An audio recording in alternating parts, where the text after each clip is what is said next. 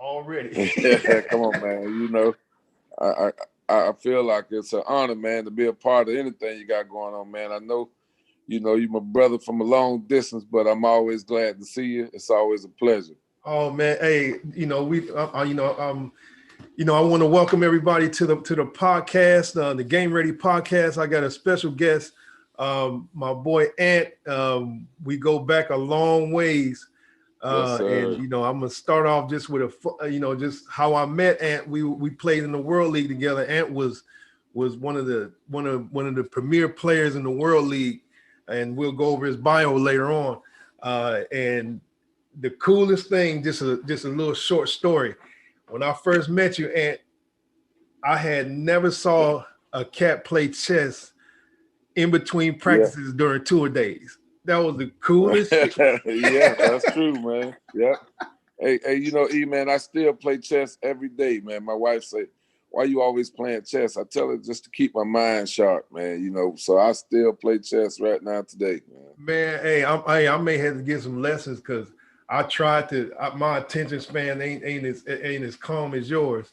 so I Well, that's mean, what helped me keep calm, man. oh yeah, I mean it was the coolest thing to see that, and now you are in a position where you touching a lot of kids' lives and helping kids along this path of navigating the whole process of developing as young men, as athletes, and hopefully if they can get a chance to play beyond high school, you know, you got Yes, sir. you have a good you have a pretty good grounded program and system that you're helping some kids do that.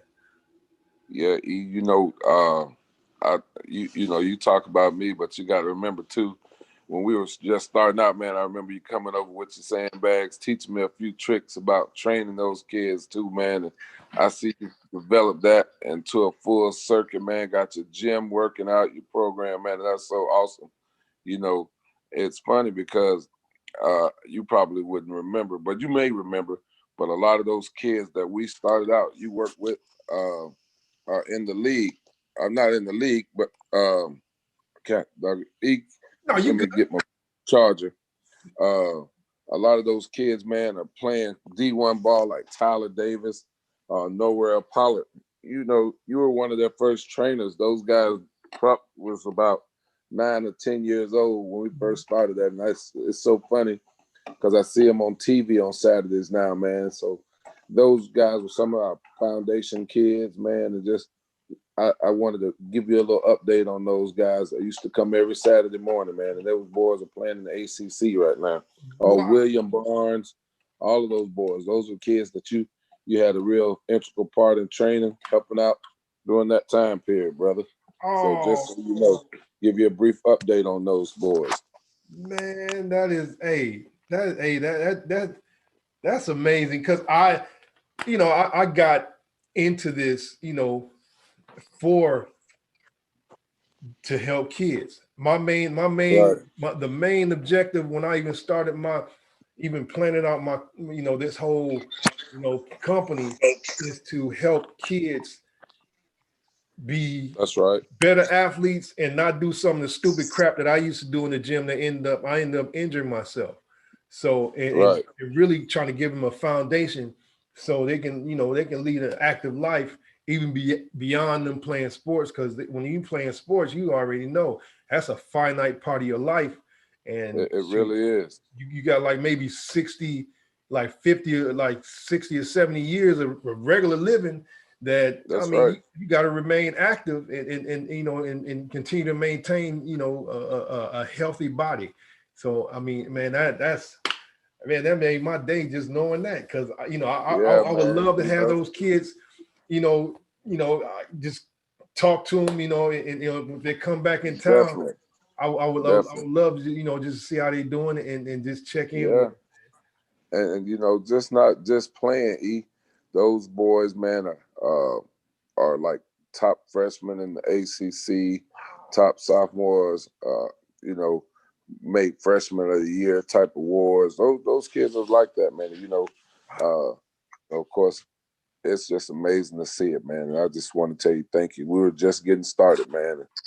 You know, you were a very integral part of that way back then, man. So I Man. just want to tell you thank you as far as that too. And man, it was a pleasure. I wish I could have continued. I just, things picked up with Yeah, the things I was absolutely. doing here, and usually went out there on Saturdays, and I was like, man, Yeah, every Saturday I'll be in here working with somebody, and I wish that I would be able to go out there and help out, man. I was actually thinking about that this morning. I had a good time, man. You always have a good group of people around you. If yes, anybody man. ever know Ant, if you know Ant is organized beyond belief. Ant, Yes, everything is sir. in order. Everything is done above board. You don't cut That's corners. right, man. Everything is set. I appreciate it. Oh yeah, everything's set to a high standard. That's why it was a pleasure just Yep. working with you. The biggest thing, I man, appreciate it. you know. Hold on one second. I got to Oh, get a charger for you. Hold on. oh no, you good.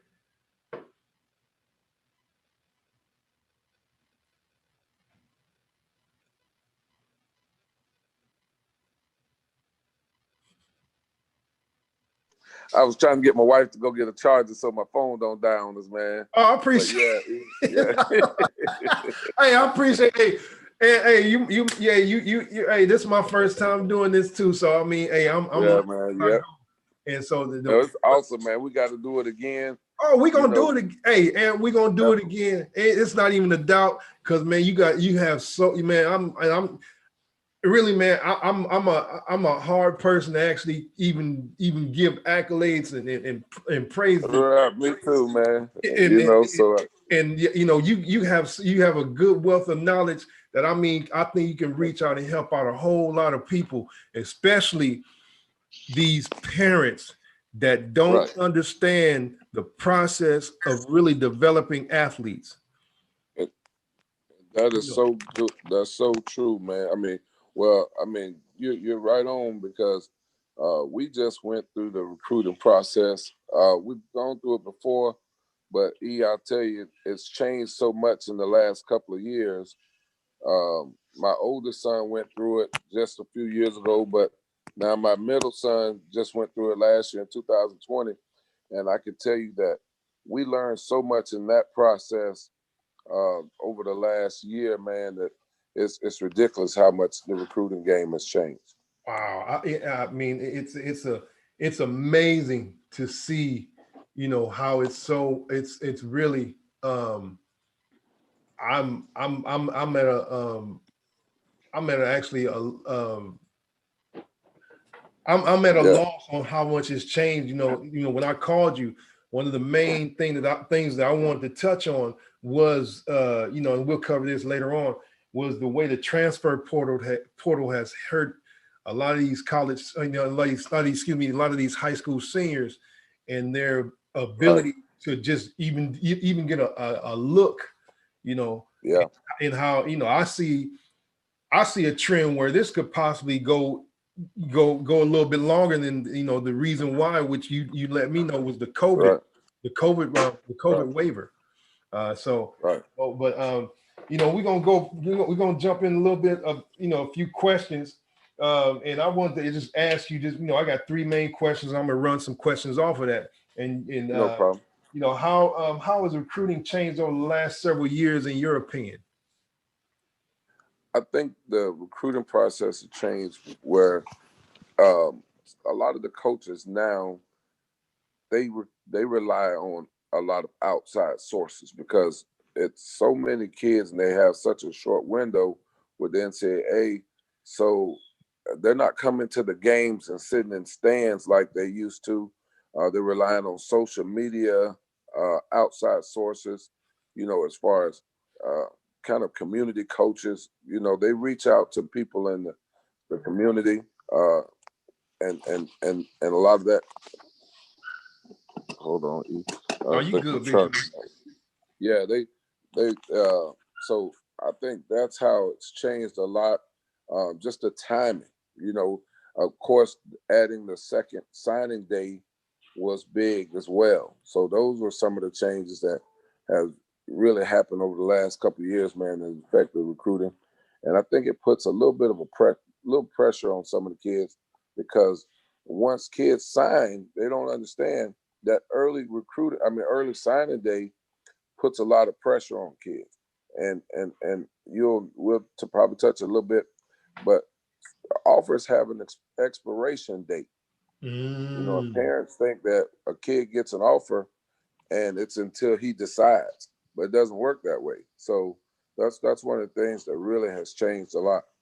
Wow, man, I didn't that's amazing, because I just had if you follow my what I do, I just had a kid sign with Army, and he signed, he participated in the early signing date. I didn't know, because he was almost like he was in, it was like around June, June or July. He was like stressed out. Yeah. And I didn't know it had the expiration date. He was truly stressed out. They was pressing him. It really has an expiration date, because you got to think that the recruiting window is shorter than it used to be. They have, because of the dead periods that the NCAA has established. You have all those things taken into consideration. So, and those coaches are trying to get on to the next class. As you know, when we were coming out, most schools only recruited that class. Exactly. They're recruiting, and I think we'll get into it a little bit later on, which is a good segue to it, is about how far they're recruiting out. Wow. Coaches are recruiting out so far, so they're trying to get their classes done. So, like, for the major Power 5 schools, they may be 2 or 3 years out as far as their recruiting. They'll wrap it up. Wow. Say your junior year, you're going to be a D1 prospect. You'll know by your junior year, and they don't, unless you're that guy, you're in that top 100. They're not really waiting on you. So they're trying to get their classes done. And you'll see, like a question I think we were talking about earlier, is about how it affects how recruiting with those younger kids getting offers all the way out as young as in the 8th grade.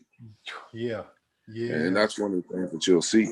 Holy cow. I didn't believe it. I saw it like in 2015, when I really started getting into training kids, where I was seeing kids getting offered in the 8th grade. The first kid I saw was a kid out at, from USC. He was a quarterback. And I thought it was just a press release, somebody, making a joke. No, this was a serious offer. And then I started following, some people on Instagram, and I saw all these rankings of 5th and 6th graders. I couldn't believe it. I couldn't believe it. And, and then we maybe we'll cover another segment on that whole process of ranking. Right. Yeah. The 6th graders, and these are serious lists. People actually look at these lists. Well, I can tell you that's one of the things, like I was saying, the recruiting services that are trusted, or more so data. What these coaches pay for is data. Is like, if you have a kid that you're training, for example, that's 6'5", in the 6th grade, I mean 8th grade, those coaches are going to tag him. Yeah. They're going to travel. They're going to track him.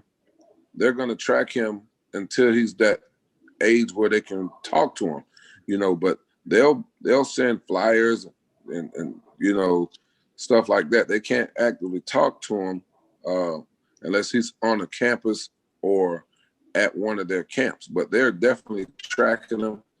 And that's what you see with the STAR system and all of that stuff, because the coaches need data. They need to know where to come fishing, so to speak. Wow, man. See, this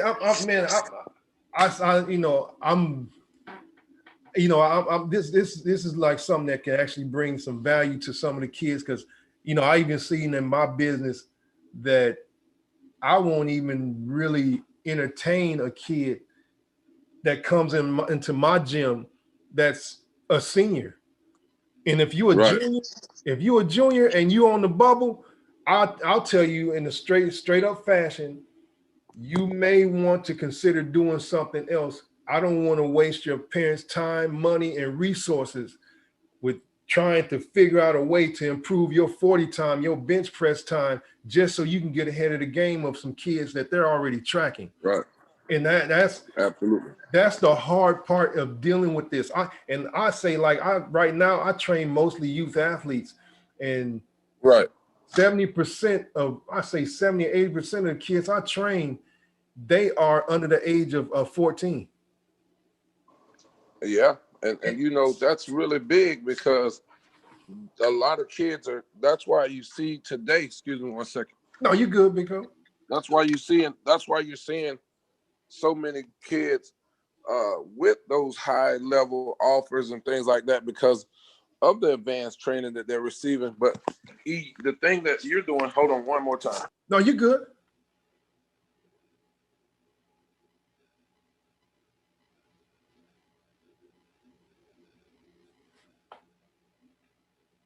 The thing that you're seeing, hold on, E. You good. Can you see me? Yeah, no, Oh, okay.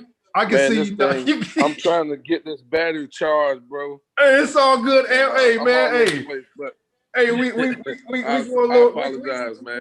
Hey, no, don't apologize, man. This is how it is. Hey, we not worried about that. Yeah. Yeah, this is live, fellas. You know, so everybody that's on here, y'all, this is what you get when you're recording live. You know, you get that early morning work, and you know, this what happens is anytime you're recording something live. So Yeah. that's what you get with E. You know, we're getting it real. Yeah, hey, and that's but what the people want. Hey, you want the real you know, deal, man. So I mean, but E, I tell you what, you giving those parents that advice that is so big because if so many times parents don't want to hear the truth, and guys like yourself and guys like myself that are in it for the kids and really for the right reasons, sometimes we don't get the recognition because of that. Parents want to hear, oh, my son is a D1 athlete, but this kid is 5'8", 145 pounds, runs a 4.8 40. He's just not a Division I athlete. I don't care how good he did, how well he did at his school. You know, D1 coaches are looking, you know, I always say they're accountants. You know, they only look at numbers. Yes, sir. How fast, how tall, how much you did, and your stats. You know, that's all they really are concerned with. And then they'll go from there. They want to know your grades, everything that you as an athlete, it's just about the numbers, you know. And sometimes that's the hardest thing to convince parents of, you know, that your baby's not a 6'2" corner. Exactly. So he's not going to get 25 Division I offers. I'm just telling you, that's what the trend is now. You know, they want long, tall corners. You know, I know this from experience, so I'm speaking from that. You know, I had coaches tell us, you know, man, we love his film, but he's just a little too short for our program, or he's not tall enough, you know. So, but when you tell parents the truth, they tend to seek out cheerleaders. Yeah. And I know you're not a cheerleader, you know, and the parents that come to you, their kids are going to benefit tremendously because you're going to give it to them like they're supposed to have it, and they're going to be better prepared when they leave you. And that's the thing that we always try to do with our program as well. And the kids that stick with us and the parents that stick with us, the proof is in the pudding. I mean, you think about like with us, E, and again, like I was saying earlier, we have, you know, we don't put our name out in front of kids, so people don't know what we do behind the scenes. But we have a bona fide over 21 Division I athletes that came through our program that we personally had hands-on with, that was a part of their development. We can't take credit for that, but we can take credit for the fact that we didn't screw them up. Exactly. You know, so that's the thing. You know, that I like to really let parents and people know too. Man, hey, you hit it on the head. And the hardest thing that I had to come to realize is that people would rather believe a lie than the truth if the lie is sprinkled with a little sugar on it. And I'm straight up honest with everybody. I've actually turned kids away and told parents, I'm not the one for you. I can refer you to somebody else because I know for a fact that more than likely I can't help your kid because of Right. several different factors. Because it's not about crash and burn training, and that's why Right. me and you vibe. Even when I first came Right. out there, it was precise, it was simple, and everything Right. that you did had a purpose behind it, and it actually Right. set the foundation for me creating my company. So Right. it And actually helped me with the organization part and actually showing kids and communicating my message to kids and getting it, just being honest with them and right. And not wasting. that's gonna take it further, And with that, it's I know we got to get to some other stuff, Yeah. but I can tell you this, that formula has worked for us, man. Um, this year we had more kids than we've ever had in our program. You don't see us on a whole lot of social media. It's No. more word of mouth. Uh, Kids know, and even they always tell you, kids know who's for them. Yes. You know, and that's what's gonna perpetuate your business. That's what's gonna move you forward. I don't get caught up in the fame. I'm done with sports. I don't need the recognition for me. It's about the kids and the people that we're working with. We want them to get the recognition and the fame. So that's where we are. And man, this year, like I said, we have 85 kids that we're working with that we're that's the most we've had on a consistent basis Holy cow. since we started. But that's through just word of mouth. You just talking to people, developing. We've moved into 7-on-7 and all of that stuff, where we went from 3 teams to this year we'll have 40 some odd teams in our league. And Wow. that's just word of mouth, people just saying, hey man, you guys are putting on a good product. So when I watch you from a distance, man, I see that same formula mindset. And I said, man, Atlas is growing. OE over there doing this thing, man. So just keep it up, and that's always going to pay off. Man, and man, that I take that as a compliment beyond belief, because my like I said, my main goal is to help kids and to give them just Right. a basic foundation that they understand how to train properly. And Right. That's it. all That's right, it. I got like a couple other questions. Okay. All right. What do you think about educating parents and athletes as far as uh, what's the biggest issue in educating parents and athletes is about the recruiting process? Well, I think one of the things in the recruiting process parents have to be aware of is just the grade and how that scale works with the ACT and your core grades. A Yes. lot of parents aren't familiar with how the scale slides according to your GPA. And the one thing that parents overlook and a lot of kids overlook is that freshman year. Yes. Coming onto campus your freshman year, the clock starts on you.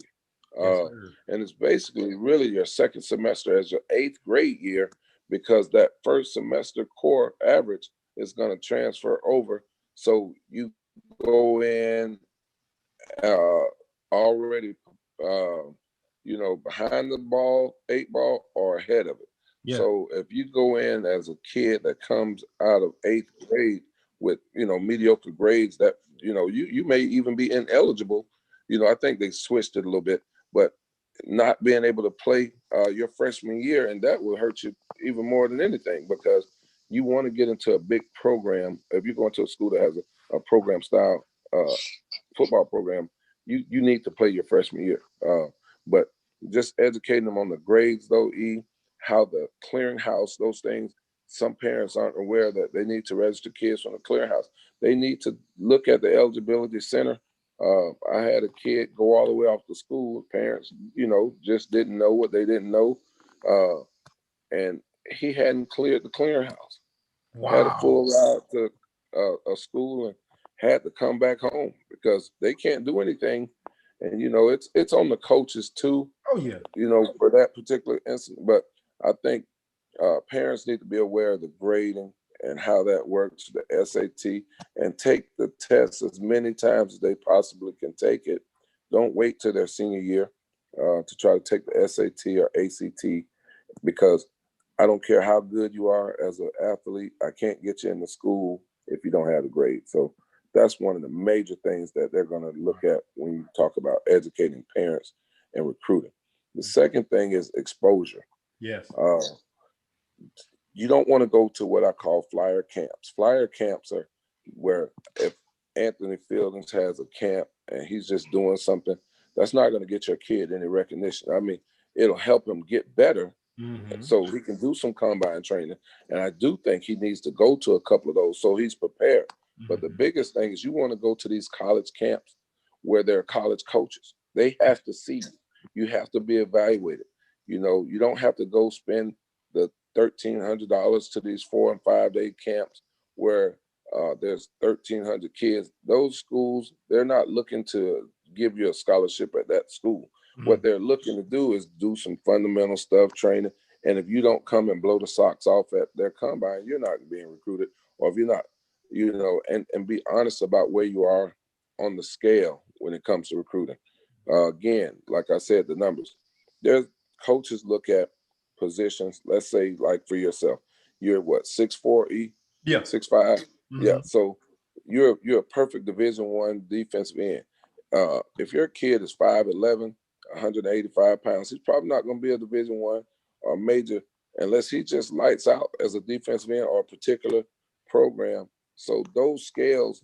So go to camps where your type, your size and skill set say you can fit. So don't waste a lot of time if you're a 5'8" kid going to Florida State's camp. Unless you run a 4.0 flat, they're not looking at you. They're just not going to evaluate you. You can better serve your money and resources going to smaller schools like Southeastern and Ave Maria, or some of those smaller schools that are close in the area that your kid may actually have an opportunity to go.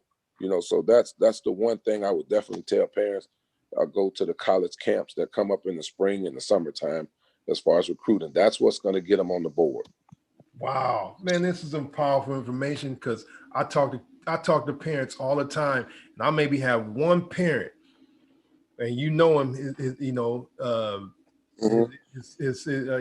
know, he's totally organized with the way he's approaching it, and his son is doing really well. You know, Bjorn, you know, Right. Yep.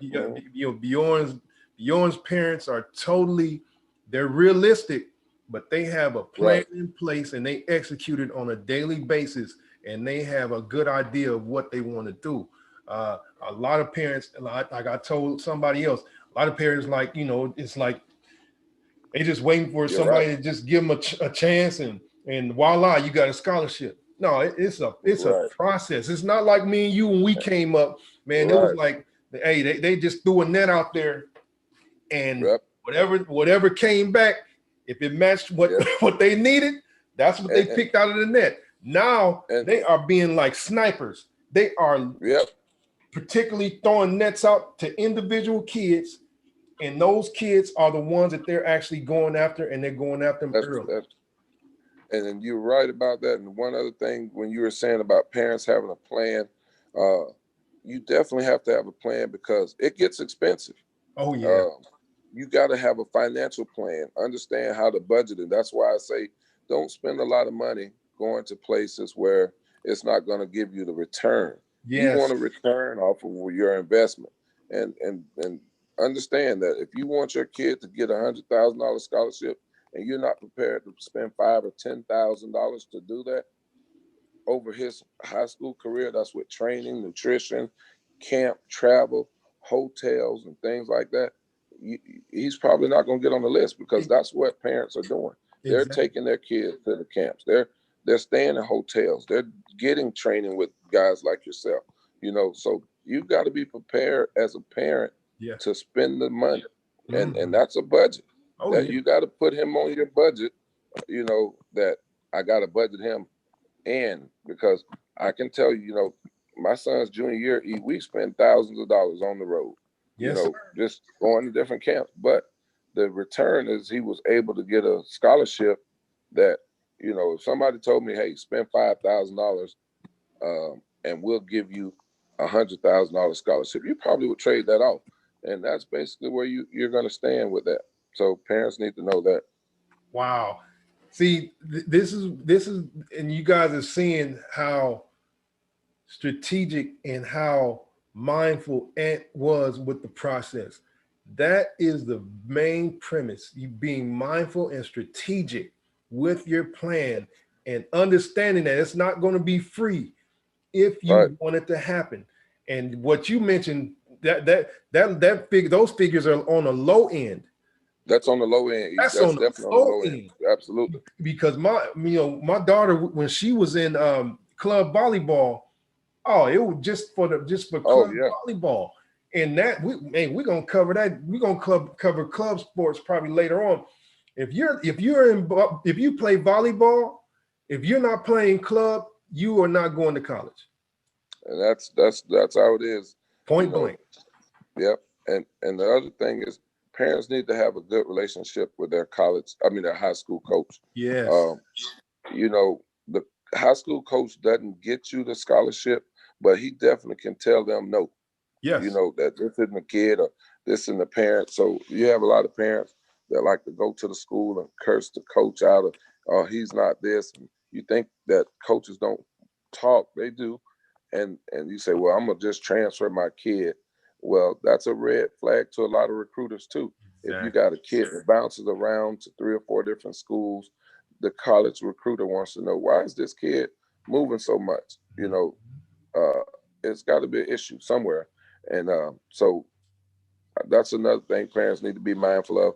Be respectful to those coaches, even if you disagree with them, because you don't want them to be adversaries. You want them to be allies. Yes, man, that is very true. And because I have a relationship with a couple of local coaches here, and I would have parents bring their kids to me, asking me whether they should transfer, and I'll tell them no. No, you Right. really want to consider staying in and sticking it out, developing a good relationship with the coaching staff, not doing anything Right. over the top where you doing some absurd things like trying to buy your Right. kid a shot, but being open, Right. being honest in what your intentions are, and being supportive of the Right. program regardless of what you Right. think it is. Because I've seen a number of kids transfer out of the schools the area schools that are around me. A Hmm. lot of those kids not even getting even looked at. Absolutely. And they're just they wasted time and energy and money transferring their kid thinking that they had a better shot going to another school, Right. and it just And you end up got to falling know, flat. yeah, and most coaches have developed some type of relationship with those kids. He just may have to wait his turn. You Yeah. know, if you're a kid that's at, let's say Apopka, and you're playing, I would say playing corner for the last couple of years, you just was gonna have to wait. Apopka has a kid over there now that is a 4-star cornerback. So if you're going to Apopka, you're gonna have to wait. You got another linebacker. So it's not that the coaches don't want your kid on the field. He just may have to wait his time, and you have to be realistic about where he's going to be. Wow. Very true, man. That's huge, man. And going back to it, being realistic with the opportunity that's in front of you, taking Absolutely. advantage of that, making sure that you're paying attention to what you have to do, and having a strategic plan. And you hit Yep. it on the head. I got one more. The other next question: has the issue of giving scholarship offers to younger and younger athletes become a problem? We touched on this earlier about younger kids getting scholarship offers. At the age of in the eighth grade. And Do you think? yep, I think that there's there's pros and cons to that, right? Okay. So I can tell you there was an area coach that wouldn't tell his young kids uh, if coaches were really interested or wanted to offer them as underclassmen, Mm-hmm. and a lot of parents would get upset by that. Um, but this is what kids want to hear the good news and things like that. But this is what parents have to understand. That is not a true committable offer. It says, you're a girl that, in dating terms, you're a girl that I like to date. Yeah. I'm not ready to marry you. Yes. But I'd like to date you. There it is. And that's well and good. So parents have to keep that in perspective. And it's good because kids that get those offers tend to stay on coaches' boards, but parents and kids need to understand that means absolutely nothing. Let's just talk it from a coaching carousel perspective. Has nothing to do with your kid, but realistically, the coach's shelf life is maybe 4 years at a major program. Wow. So that kid may get an offer in the 8th grade, but that coach may not even be at that school or university. Exactly. So for you to say, well, and how does that affect the kid? Some kids can't handle that much fame because the recruiting process that young, and when you become pretty much famous, it gets hectic. Big time. You got coaches texting, coaches are gonna call, they're trying to get in touch with you, and all times of day. They want to stay in your life, basically. Yeah. And it gets overwhelming to a young kid that's not prepared to handle that. Yeah. And some of those kids don't excel. Yes. So they get to a point where they say, well, oh man, I got a scholarship at the University of so-and-so. I don't need to work. I don't have to listen to coach. And, because they think they have money in the bank. And I think that's the negative side of offering kids out that far, or even engaging kids that far. It's great because, as you know, recruiting is about developing relationships. Yes, sir. And what those coaches are trying to do, like we spoke about earlier, is they're trying to get their boards done. So we want to develop a relationship with Ernest Allen as early as we can, so he can commit to us by his sophomore or junior year and say, we don't have to worry about Ernest Allen. He's one of our guys. We can go ahead and move on to 2021. He's locked in. So that's one of the reasons why they offer kids that early out, because again, those major programs, they have their board already set for 2022, 2023. Wow. They know where you are as a freshman, that this kid is 6'4" as a freshman. He's on our board. We just can't talk to him, the way we want to, but we're recruiting him already. He's definitely a prospect.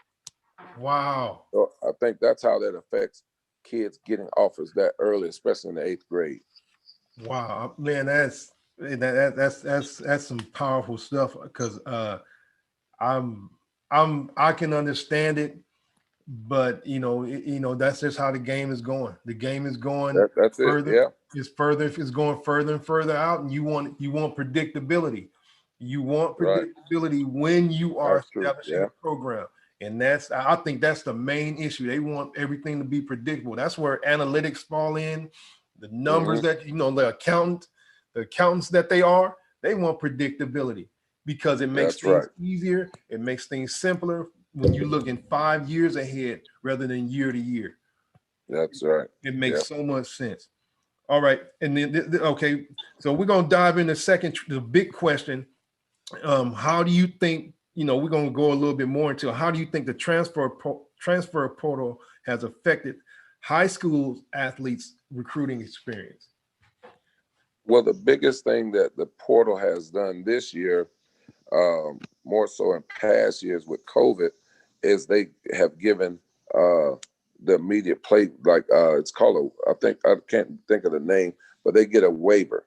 So the kids now are able to transfer within their conference, and they're eligible immediately. Before, they had to sit out and wait.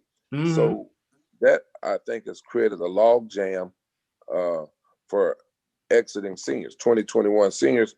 There's a log jam because the kids that are seniors in college that aren't going to the league or didn't play very much, they can stay at that university, or they can hit the portal and transfer So those spots and opportunities that high school seniors would normally get, because those guys are immediately eligible, they're not getting those.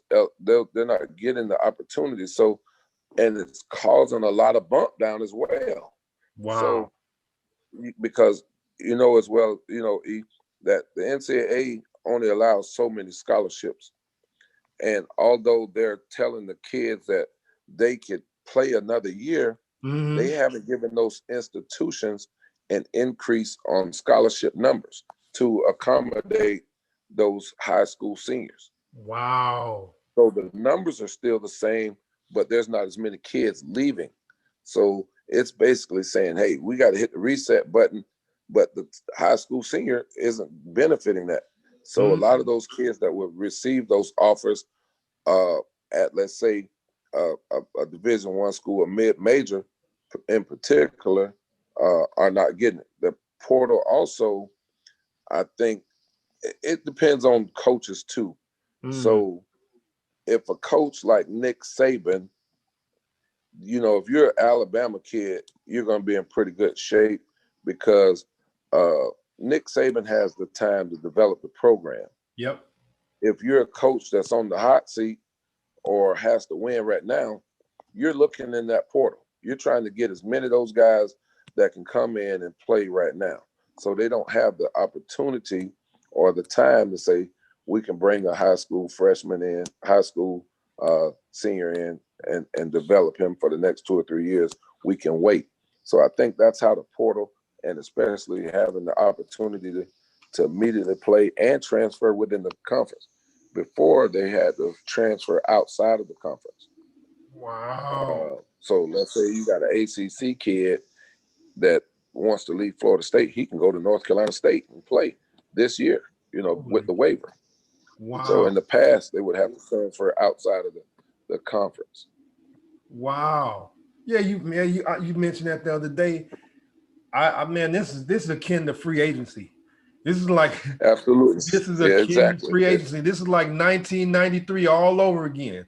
All over again. It is know? definitely like free agency. Yeah. Yeah, That's exactly what it looks like. yeah, Yeah. it's like if Just at the anybody college level. Yeah.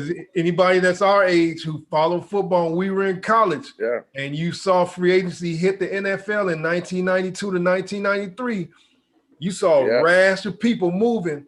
And the biggest one, we're going to get off a little subject, was when Reggie White went from the Eagles absolutely. to Green Bay, and he took the Green Bay, offer, and he broke the doggone mold on how to actually negotiate the free agency contract.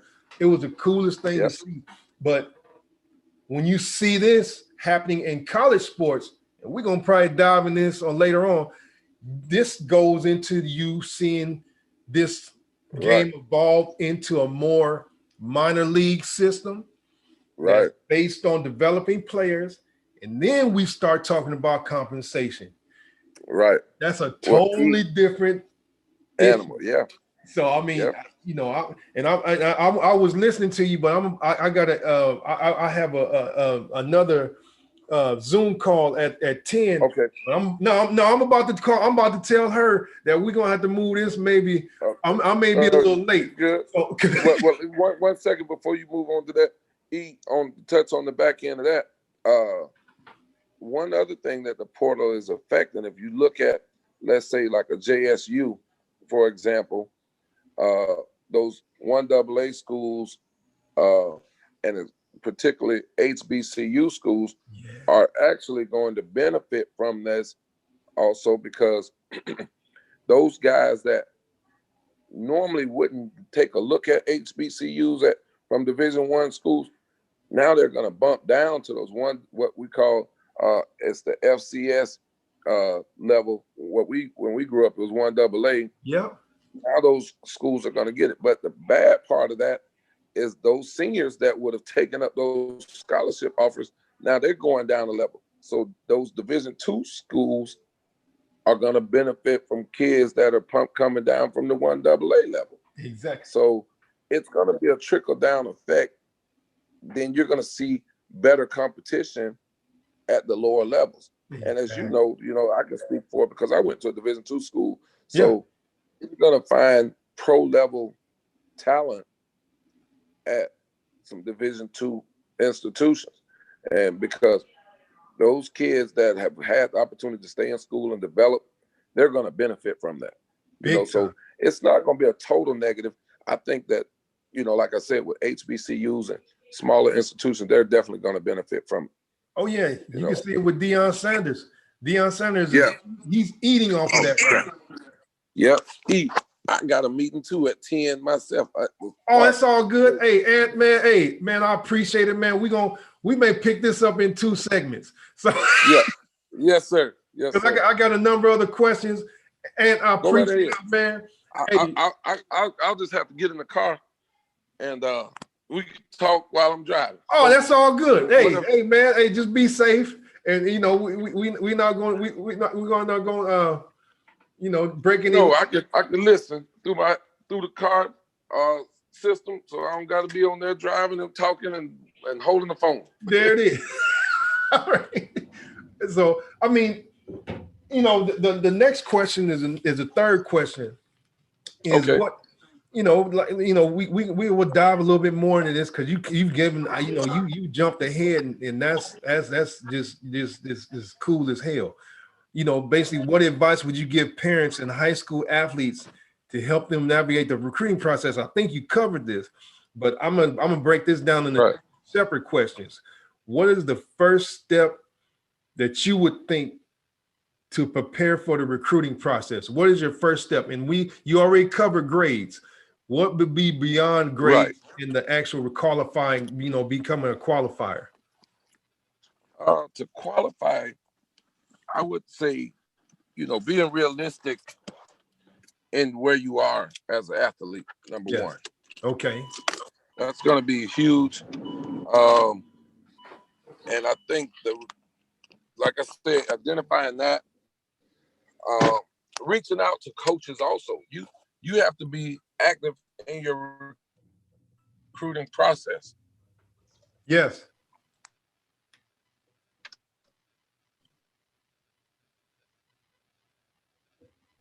Where and ownership in the recruiting process, meaning reaching out and letting them know that you exist. Yeah. I know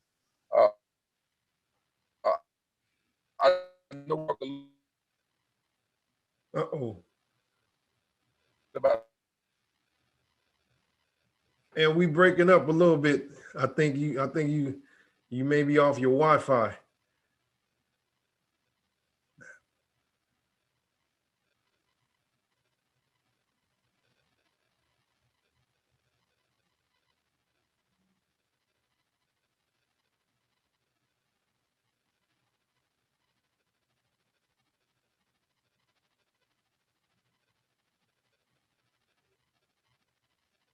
Well, I think we lost. Just a week.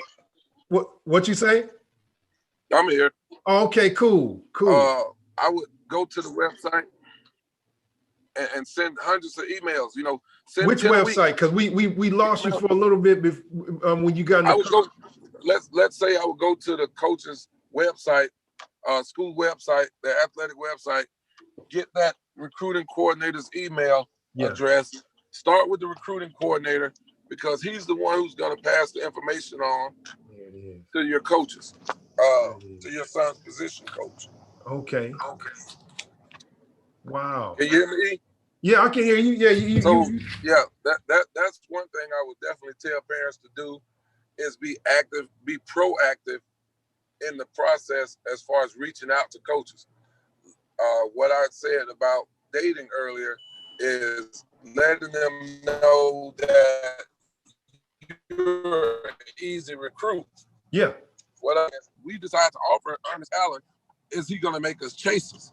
Yeah. So, when Ernest shows interest in going to recruit for the University of Cincinnati, they don't want to have to fight you or compete against Georgia, the University of Florida. They know that, Ernest called us. So he's a kid that's interested in our program already. There it is. Okay. They're being proactive in the whole process. That is Yeah, huge. I would start with that, early, sophomore year, right around his sophomore year, just introduce them. You don't have to get into a long thing, and I would do a cookie cutter template. That's what we did. I'd send out emails every night to coaches and call them. You'll get some response. You'll be surprised that how well that works. Wow. And try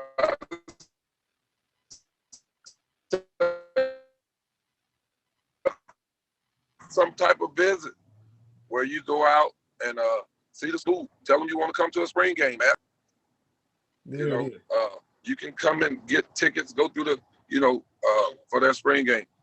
So basically contact them, establish a relationship, and say that you want to become, that you're going to go come on a visit. Basically you, and really Right, on your own right. dime. You can do right. The unofficial visits, you can do as many unofficial visits as you want as an underclassman. There it is. And that shows that you're really, really interested in the program. It makes their job a lot easier, and it makes the whole process a lot smoother too. A lot easier. Yeah, and then you're not giving up Absolutely. You're not giving up any kind of leverage.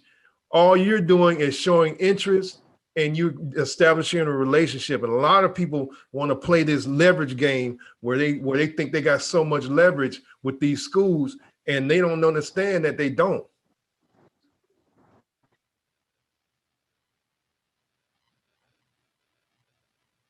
Uh-oh, I think we.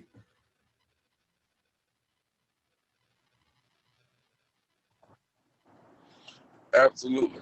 Yeah. And I'll tell you,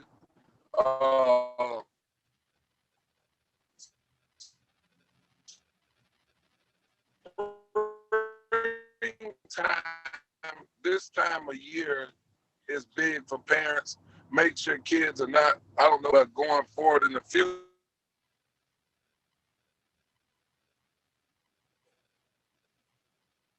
Uh-oh.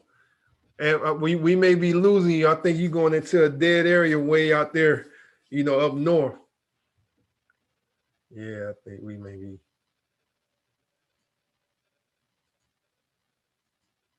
Yeah.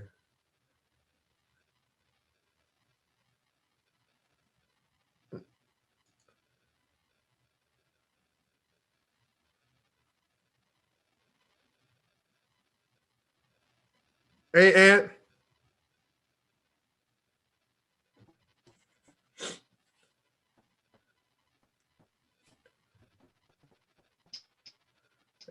And we can't hear you, so we may have to cut this a little short. And I'll let you get on with your day, man. And we're gonna definitely pick this up, because this episode is basically I'm going to publish this episode on signing day, and then possibly next Friday we can do sort of a recap and and revisit this whole issue next Friday, if you have time. So just to add a little bit more value to it, and it's always a hot topic. So I think we lost Ant permanently, but I thank you guys for joining us. It's been a pleasure.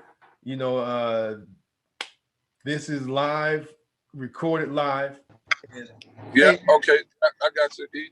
It's all good. Did you hear what I said, big fella? Yeah, I know you're gonna cut it.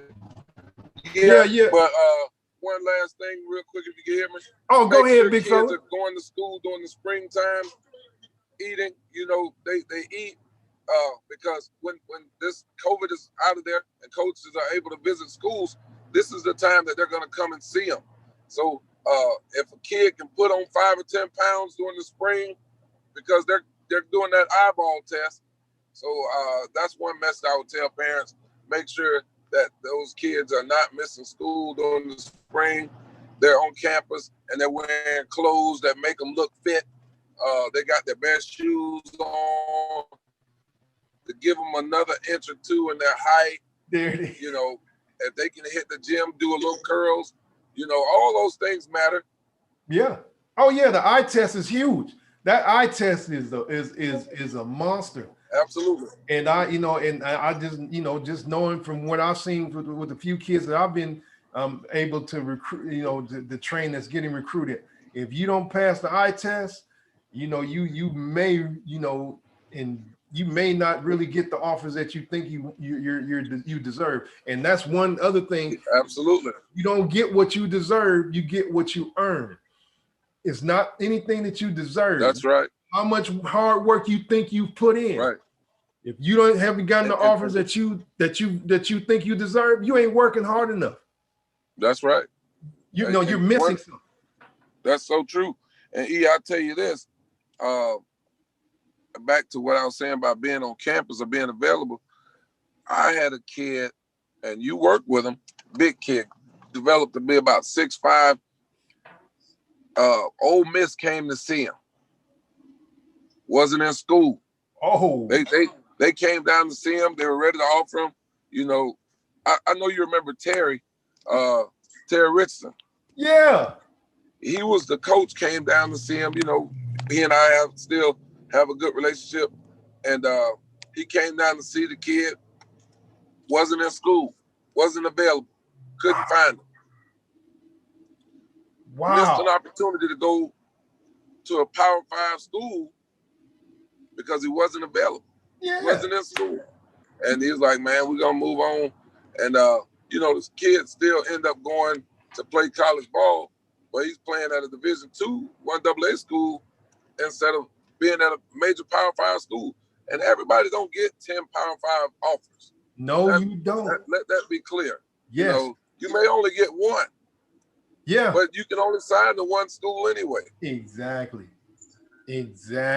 Man, you hit it on the head. And that goes into being engaged in the process and being accountable. You have to be accountable. You have to be engaged in the process. And once you think you got it in the bag, as soon as you think that happens, the bag gets snatched away from you and you will lose out. That's it. And then you gotta work twice as hard just to make your dreams happen and make and develop them the way you want them and the way you see them. So and you hit Absolutely. You hit it on the head. Yeah, man.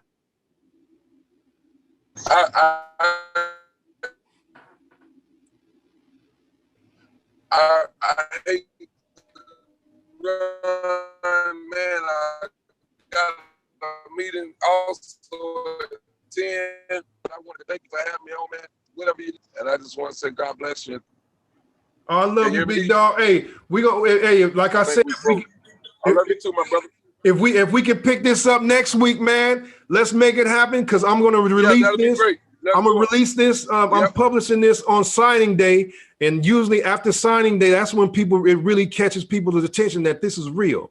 So we can pick this up next week. We'll work it out. Man, have a great day, Ant. I love you, big dog. You too, brother. I love you, my brother. Give my best to the family. All right. All right, big fella. Likewise. All right, brother. We'll see you.